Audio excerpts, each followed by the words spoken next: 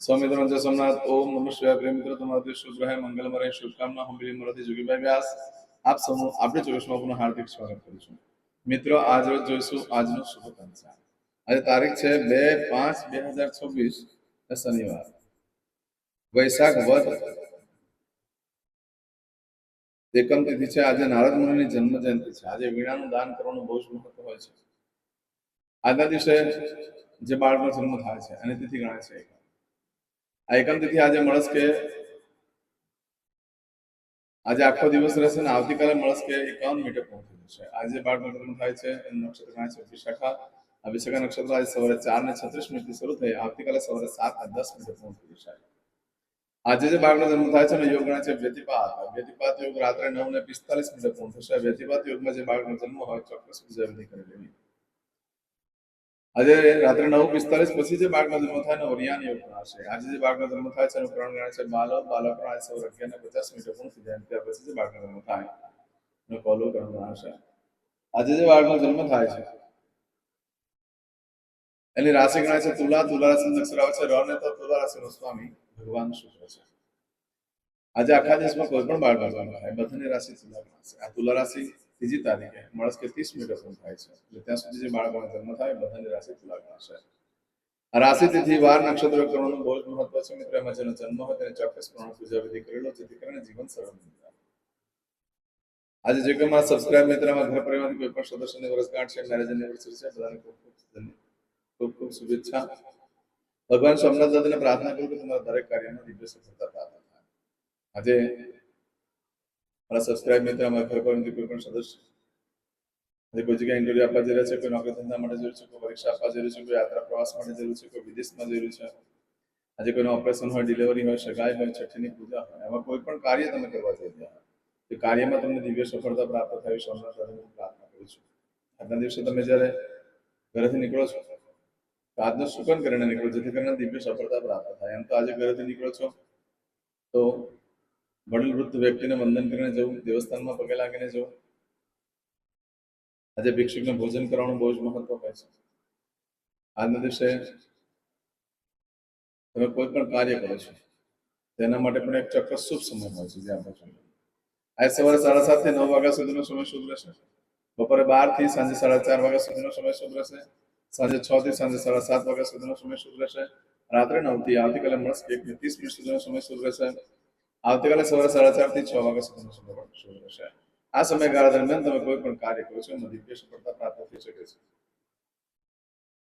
પરંતુ મિત્રો, આજે જો તમારી કોઈ પણ વસ્તુ સવારે 4:30 થી 36 લઈ આવતીકાલે સવારે 7:10 સુધીમાં કોઈ પણ વસ્તુ ચોરાઈ જાય છે, ખોવાઈ જાય છે, તમે કોઈ નવો ધંધો વેપાર ચાલુ કરો છો તેનું શું પરિણામ આવે તે આપણે જોઈએ.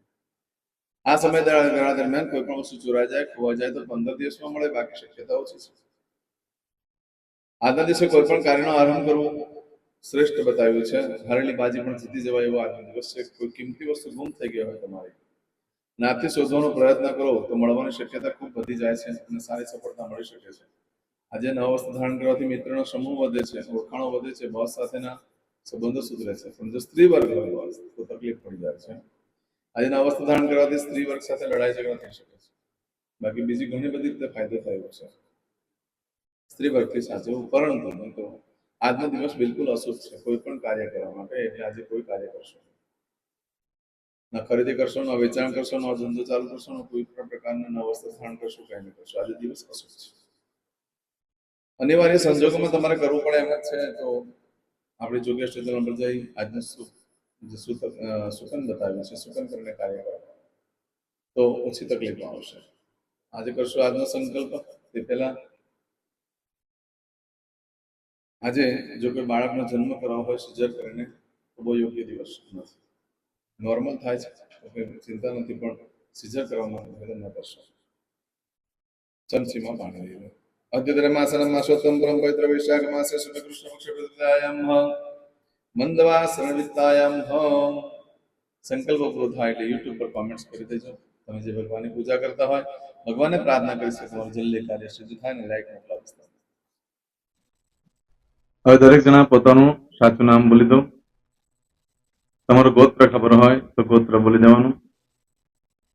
પછી બોલવાનું છે અહમ, મમ, आत्मन श्रुति स्मृति पुराणोक्त पुण्य फल प्राप्ति अर्थम अप्राप्त लक्ष्मी प्राप्ति अर्थम प्राप्त लक्ष्मी चिरकाल सौ रक्षणात्मक लोकेवा सभायां राजद्वारे व्यापारे विद्या अभ्यास देशे विदेशे सर्वत्र यश कीर्ति विजय लाभादि प्राप्ति अर्थम मम अखिल कुटुंबस्य आयु आरोग्य ऐश्वर्यादि प्राप्ति अर्थम मम जन्म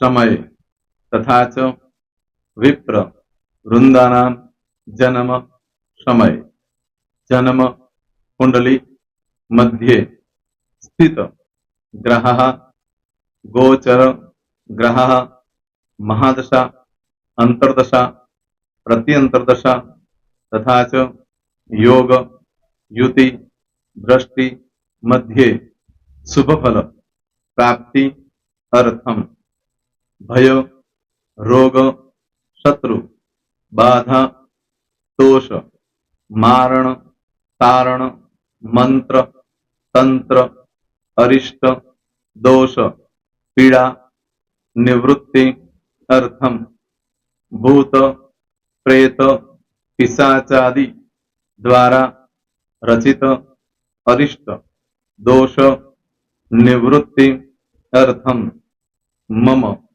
सकल मनवांछित फल और તમારા મનમાં જે કઈ ઈચ્છા હોય તે બોલી જવાનું.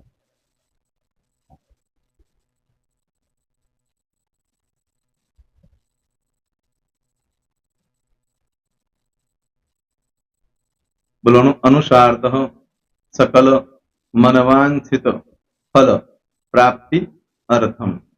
હવે જે બરકતની પૂજા વાળા છે એ લોકો તો આ બધું બોલવાનું જ હોય છે, એ લોકો માટે કોઈ સ્પેશિયલ નથી.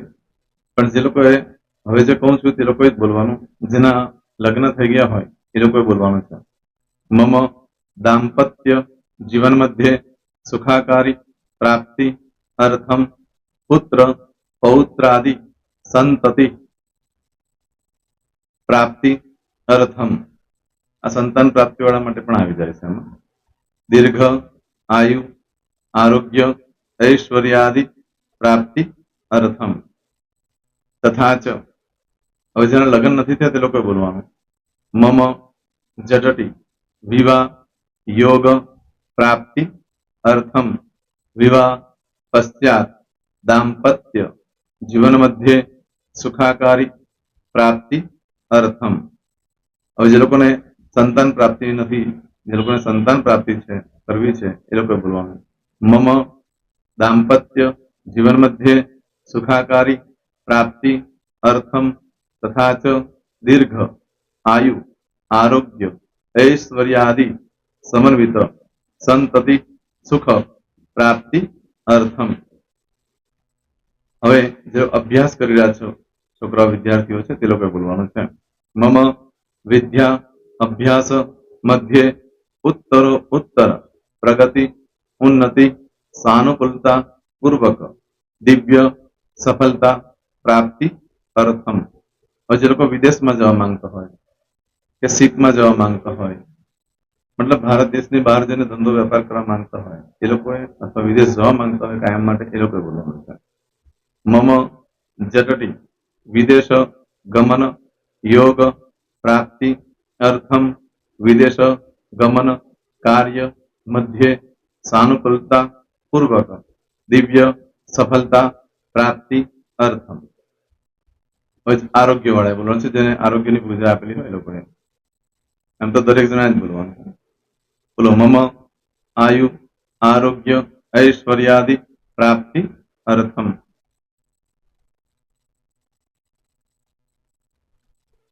હવે દરેક જણા બોલવાનું. सकल मनवांछित फल प्राप्ति अर्थम अद्य दिने प्रधान देवतानां नित्य દિન અનુસાર્થ પૂજન અર્ચન કર્મણી અહમ કરીશ્યે. પાણીવાળી થાળીમાં પાણી મૂકી દેવાનું છે.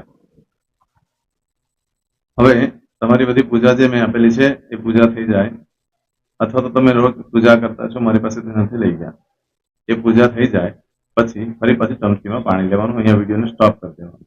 પૂજા પતે એટલે પાછું આગળનું કરવાનું છે. અહીંયા વિડીયો સ્ટોપ કરી દેવાનો અને પૂજા પતે એટલે બોલવાનું છે વિષ્ણવે વિષ્ણવે વિષ્ણવે નમો નમઃ.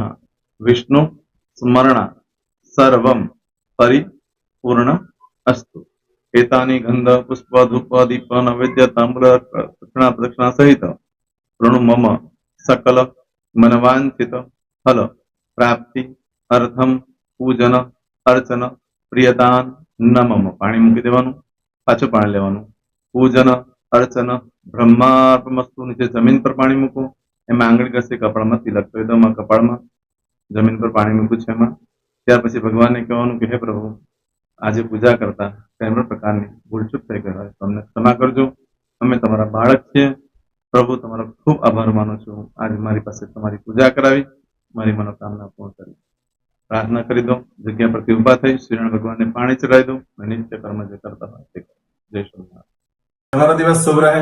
તમે અને તમારો પરિવાર સુખી રહે, સંપન્ન રહે, સુરક્ષિત રહે, એ ભગવાન સોમનાથ દાદાને પ્રાર્થના. તો મિત્રો, તમે મારા વિડીયોને લાઈક ના આપી હોય તો સૌથી પહેલા લાઈક આપી દો. અને ત્યાર પછી જો તમે મારી આ ચેનલ સબસ્ક્રાઇબ ન કરી હોય તો સૌથી પહેલા સબસ્ક્રાઇબ કરી લો અને બેલ આઇકોન ઓલ પર ક્લિક કરવાનું ભૂલશો નહીં, જેથી કરીને સૌથી પહેલા નવી વિડીયો જે કંઈ મૂકું એ તમને મળે. મિત્રો, કંઈ પણ મૂંઝવણ હોય તો મને આ નંબર પર તમે ફોન કરીને પૂછી શકો છો. મારો મોબાઈલ નંબર છે 9825546459. મિત્રો, કોમેન્ટ્સમાં જય સોમનાથ લખવાનું ભૂલશો નહીં. ફરી પાછા નવા વિડીયો સાથે મળીએ. ત્યાં સુધી સૌને જય સોમનાથ.